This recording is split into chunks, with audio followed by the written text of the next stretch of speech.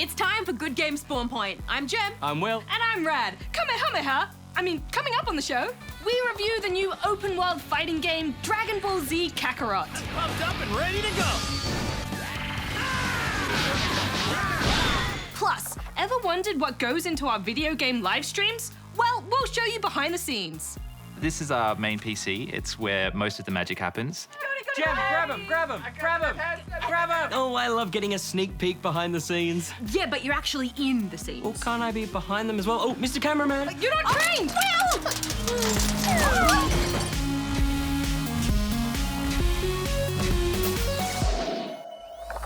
Well, guys, it's a new year. Know what that means?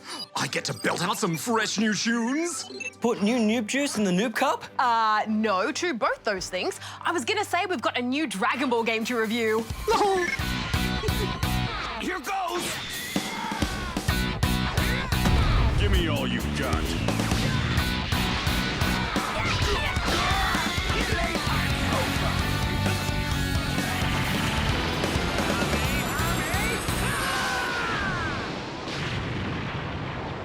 Dragon Ball Z Kakarot is an open-world RPG fighter that covers the main 4 arcs of the anime series Dragon Ball Z, beginning with the arrival of Raditz. What is it? It ain't no meteor!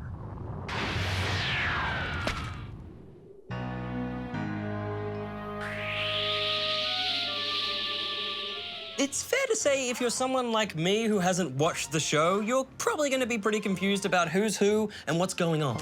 Thankfully, you are given helpful story recaps in loading screens and character relationships and history in the Z Encyclopedia, which does make things a little easier in such a story-heavy game. Well, this is, of course, though, Will, a game for the fans more than an introduction to the anime series. A lot of the story is packaged in such a way that it assumes you know what's happening, skipping over parts that might be considered filler episodes in the show. Yeah, there's a lot of time jumping between plot points, but it does keep things moving, which leaves time for DBZ's favourite 2 activities, fighting and yelling. Fighting and yelling! Fighting and yelling! Fighting and yelling! Ah! You and this planet are as good as space dust!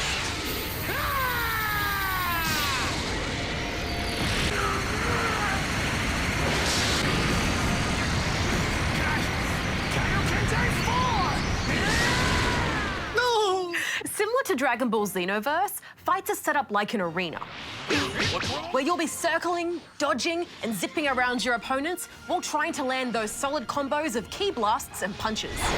You asked for it.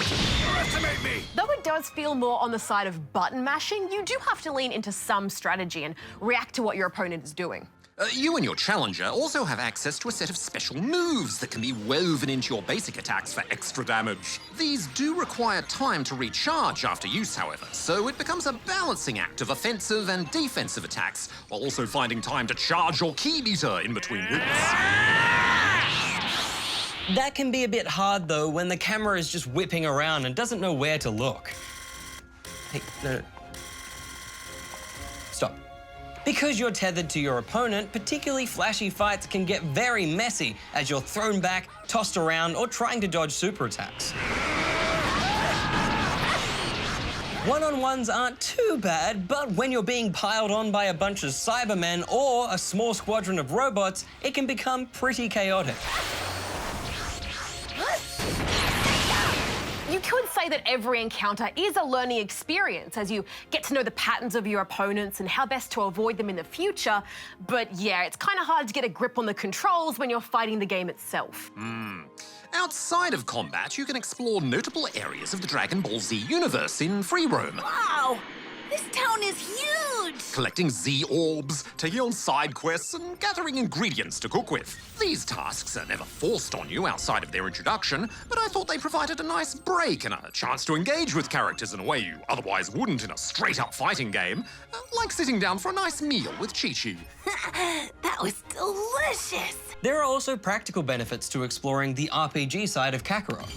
Taking on side quests or defeating roaming enemies earns you XP, and in some cases you'll also gain a soul emblem for your community board. These provide perks to different areas of gameplay, such as the amount of XP you can get from fights or increased bonuses from eating meals.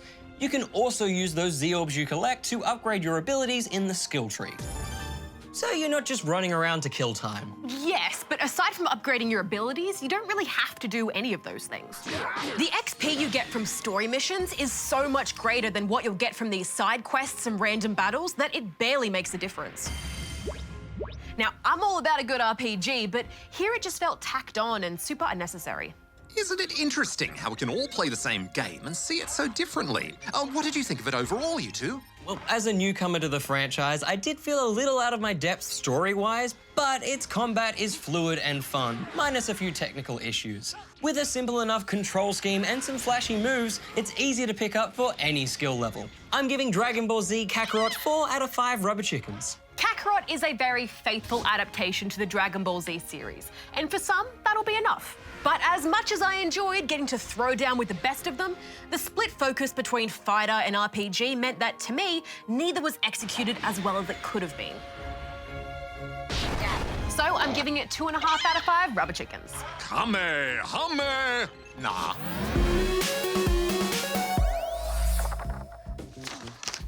Welcome to The Scoop, your one-stop scoop of news for younger gamers. We're at a desk now, which means I'm a serious reporter, right? Just like Lee Sales. First up, Aussie game developer House swept this year's DICE Awards in Las Vegas, with Untitled Goose Game receiving several awards. A prestigious ceremony sometimes known as the Oscars of gaming, the DICE Awards celebrate excellence in the gaming industry. Untitled Goose Game won the coveted Game of the Year title, as well as the Indie Game Award and Outstanding Achievement for Character. Other highlights of the awards include Super Mario Maker receiving the Gong for Family Game, Luigi's Mansion 3 winning for Animation, and Bubba Is You taking out the Game Design category. A honk honk to you, House, a honk honk to you. Moving on, and Stardew Valley developer Eric Barone, otherwise known as Concerned Ape, has revealed that he's working on not one, but 2 new Stardew-related projects. One is said to be a non-farming game based in the same world as Stardew. The other apparently will also tie into Stardew in some way, though it may be a while before these plans come to fruition. Like a carefully tended fruit crop. In other news, a rare piece of video game history is up for auction, the Nintendo PlayStation. Yes, you heard right, Nintendo PlayStation. Back in the late 80s, early 90s, Nintendo and Sony created a prototype for a hybrid console, a Super Nintendo with an added CD-ROM drive. It was to be called the Nintendo PlayStation. But the deal to create it fell through, leaving only a small number of these prototypes behind. Now what is believed to be the last surviving unit is already attracting huge bids. It's set to be sold in March. Now, another nice bit of news from our local game scene, Melbourne game designers Millipede have reached out to the community to source words from other languages that don't have a direct English translation. Think of words like the Danish hygge, which refers to the coziness of being around friends and family. It's all set to be part of their 64 Ways of Being, which is an augmented reality game that aims to turn Melbourne into a kind of playable city and connect language to a sense of place. And hold on, I'm just getting some breaking news in my earpiece. Oh, wait, it's not an earpiece, it's just a bit of popcorn. Not again. Remember, Rad, never put anything smaller than an elbow into your ear. Nothing smaller than an elbow. Nothing smaller than an elbow. And now for the extra scoop. We love to see grown-ups and spawnlings bond over gaming, and that's why this week's extra scoop is so nice. Cartoonist Chris Furness has been creating an adorable custom comic series set in the universe of Pikmin for his son Avery to read at school lunchtime. It's called Avery's Pikmin Adventure. Aw, and that's it for the scoop this week. Hey, is there any popcorn that hasn't been in my ear? Delicious! Jem, we're on in 5. All right, okay, Jem, it's time. They say there's nothing quite like a live show to make you feel, well, alive. Jem, your agent called and wants to know if you can close on that deal. Tell him I want double. But when you have a potential global audience of 740 million people, that really raises the stakes. OMG, it's Jem, I'm your biggest fan. And then when you factor in that you're sharing that audience with up to 45,000 other people, it can be hard to find ways to stand out.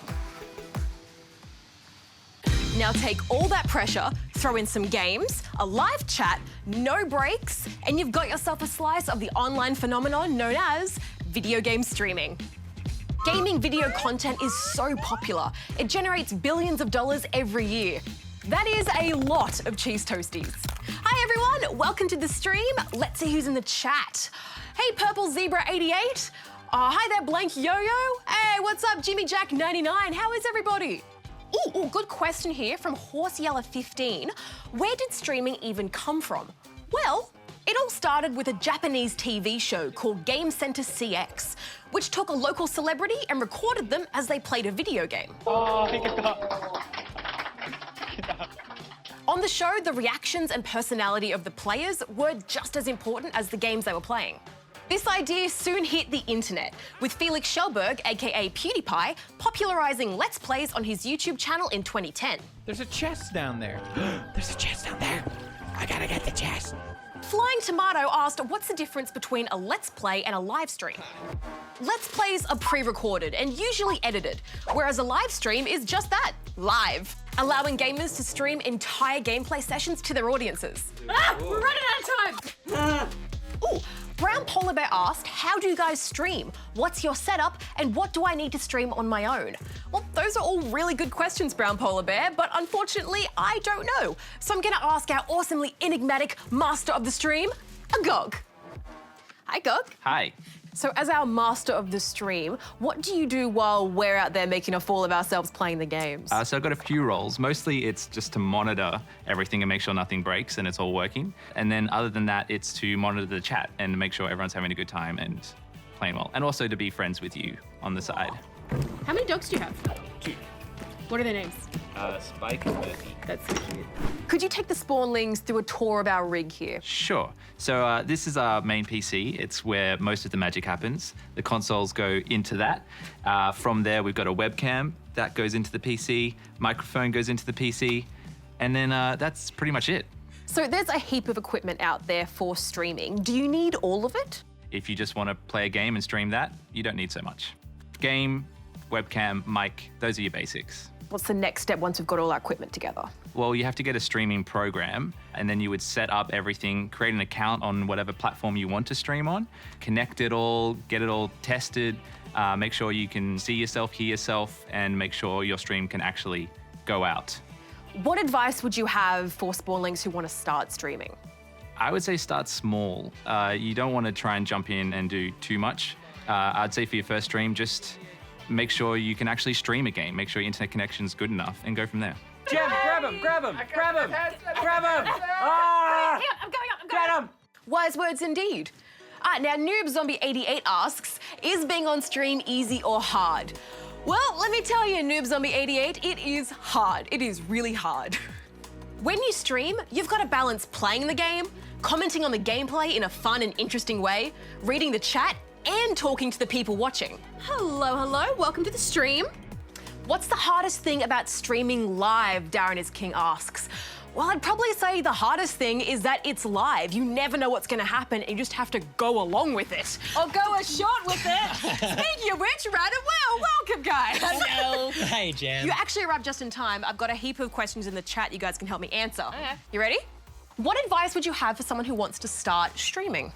I think be yourself, but also like, because you're streaming to like the internet, there's Yeah. going to be strangers who chat to you sometimes, so remember to keep safe with that, and also just know that sometimes people might say stuff that you don't like, but you gotta just take it in your stride and stand up for yourself. Ooh, how do you make a stream entertaining? I think just have fun, because if you're having fun, the people watching you will have fun. But hold your energy. Don't drop it, because everyone wants to have fun with you, so, you know, That's the stay hardest online. part about streaming, Well, yes, it having is. energy for the whole thing. Reserve a little bit. Save a little bit for later. Yeah. Always have to save a little bit for later. Conserve. What would you say to someone who wants to stream as a living? It's something that takes a lot of time to build up. So have other avenues that you're like getting, you know, building skills and building a career, and keep doing streaming as something that you know is going to build slowly. I deserve to be on TV. Well, thanks so much, guys, for your answers and being a part of this live stream. Be nice, have fun, and keep gaming. Rat out. Wheel out. Bye. Well, let's check the chat one more time. Golfball Pit asks, what do you think the future of streaming will be? Well, it's hard to say. Streaming as a whole is constantly evolving and growing. In fact, there are big video game companies pushing for streamers to advertise their products. So as long as there are games to play and dedicated creators to play them, I think the future of streaming is pretty strong. I personally love it. I get to do my two favorite things, talk and play video games. I know, sounds scary, huh? All right, peeps, that's all from me. I've got a dash. For more streaming shenanigans, check us out on Fridays at 4 p.m. Until next time, be nice, have fun, and keep gaming. Jen out. Alrighty, these questions won't answer themselves, so we better get stuck in. Oh, imagine that though, self-answering questions. But is a self-answering question really a question? That's a good question, just like these questions that come to us in a video form from Declan. Hi GGSP, my name's Declan and I would please like to ask you two questions. I'm your biggest fan. One, can you please tell me your favourite Xbox 360 games? Two, is there gonna be a Xbox 360 Lord of the Rings or Star Wars? Thank you. Thanks, Declan. In answer to your first question about our favourite Xbox 360 games, oh, well, Portal 2 was on the Xbox 360 amongst other platforms, and it's one of the best games ever. Brilliant puzzling, clever writing, a true gaming classic. Indeed. As for my Xbox 360 faves, well, Forza Horizon 1 and 2 were on the 360. Oh, and Trials Evolution.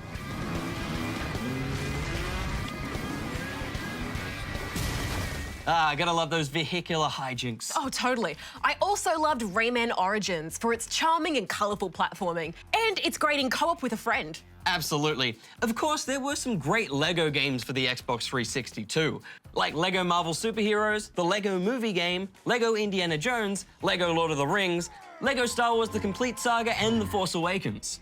So much LEGO. Which brings us to the next question about Lord of the Rings or Star Wars games for the Xbox 360. Well, there are those LEGO ones we just mentioned, as well as LEGO The Hobbit, which I know isn't technically speaking a Lord of the Rings game, but it's still Middle-earth based. Well, that could have been worse. Aside from those, I'm not sure there are any others we could recommend that are rated G or PG. Yeah, and it's pretty doubtful there'll be any more new games for the Xbox 360, given it's an older console and it's all about next gen now. Oh, new consoles in 2020, Jem. Next gen? What about next gem? Am I right? You're releasing a new console this year, Jem. No, I'm not. Right, well, moving on to some more questions, and this one comes from Evie in Logan, Queensland. What about like Gembox? The Sega Genesis? That's a good one. Is there a Pokemon game in which you can play as Ash? Please tell me. Thanks, Evie. In answer to whether you can play as Ash in any Pokemon games, well, I think we should check with Darren on this one, as he is a Pokemon master, and I've only played a few Pokemon games myself. Greetings, you've reached Darren. Hey, Darren. Just a quick Pokemon quizzy from Evie coming at you today. Is there a Pokemon game in which you can play as Ash?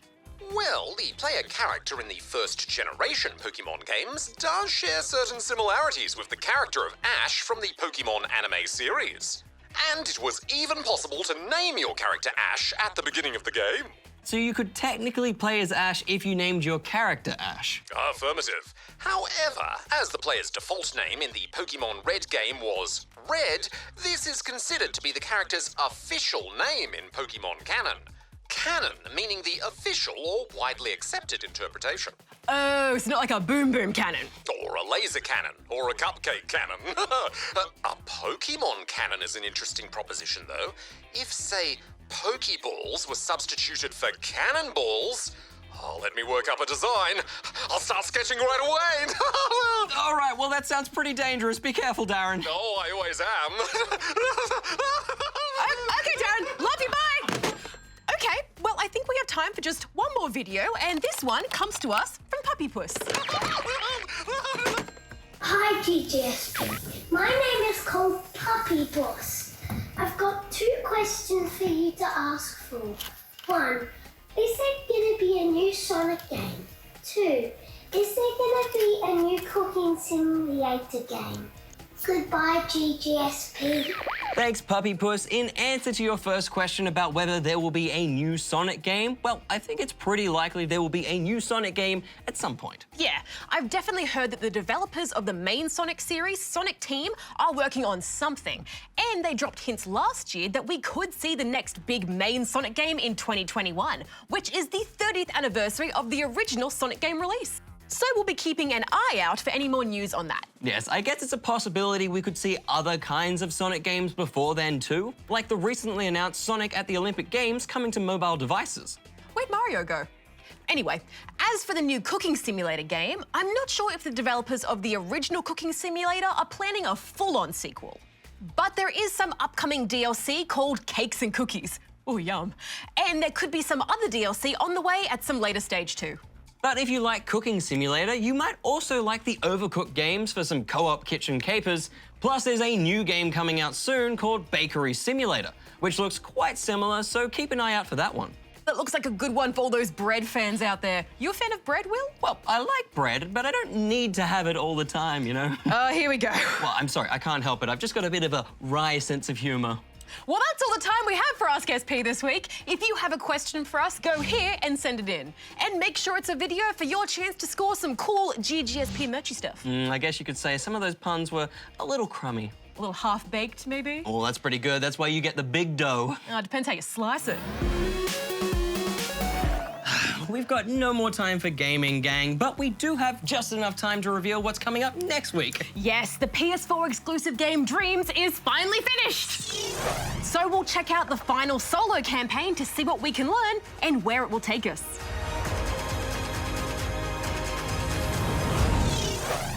Dreams can come true. Also, do you like some good puzzling? Because I'm going to strain my brain in the pedestrian. Oh, and we must remind the GGS peeps about our extra special super bonus once-in-a-lifetime opportunity. Extra stuff. That's right. If you want to see more GGSP right now, then hop onto the ABC Me app to find our review of the new Sonic the Hedgehog movie. Is that all you got? No, but thank you for asking. It was all a blue blur. Until next time, may all your games be good ones. Gem out. Will out. Rat out. Darren out.